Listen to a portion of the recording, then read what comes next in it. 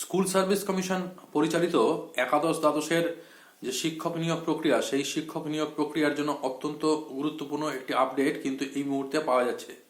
যদি সবকিছু ঠিকঠাক মতো ভাবে এগায় তাহলে ফেব্রুয়ারি মাসের মাঝামাঝি সময়ের মধ্যেই কিন্তু একাদশ দ্বাদশের ক্ষেত্রে নিয়োগ প্রক্রিয়া সম্পন্ন করে ফেলবে স্কুল সার্ভিস কমিশন, এমনটাই কিন্তু এই মুহূর্তের খবর।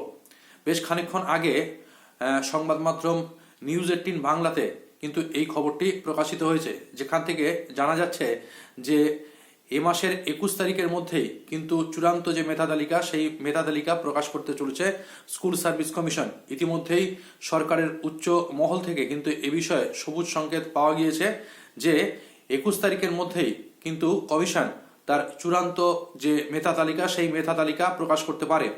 এবং কমিশন সূত্রে জানা গিয়েছে যে এই মেধা তালিকা প্রকাশিত হবার 7 দিনের মধ্যেই কিন্তু কাউন্সেলিং পর্ব শুরু করে দেবে স্কুল সার্ভিস কমিশন। এখনো পর্যন্ত যেটুকুনি খবর, তাতে স্কুল সার্ভিস কমিশন চাইছে 7 দিনের মধ্যে কাউন্সেলিং পর্ব শুরু করে দিতে এবং 12,514টি শূন্য পদের জন্য চূড়ান্ত মেধা তালিকা প্রকাশ করা হবে এবং প্যানেলে যে সমস্ত প্রার্থীদের নাম থাকবে তাদের স্কুল বাছাইয়ের যে প্রক্রিয়া, সেই প্রক্রিয়া কিন্তু 7 দিনের মধ্যে শুরু হবে। সফল প্রার্থীরা তাদের পছন্দ মতো স্কুল বেছে নেওয়ার পর তাদেরকে সুপারিশপত্র দেবে স্কুল সার্ভিস কমিশন। তারপর নিয়োগপত্র পেয়ে যাবেন প্রার্থীরা। আর এই কাউন্সেলিং থেকে নিয়োগপত্র দেওয়ার যে প্রক্রিয়া, সেই প্রক্রিয়া শেষ করতে মোটামুটি 15 দিন লাগবে বলে কিন্তু স্কুল সার্ভিস কমিশনের তরফ থেকে জানা যাচ্ছে।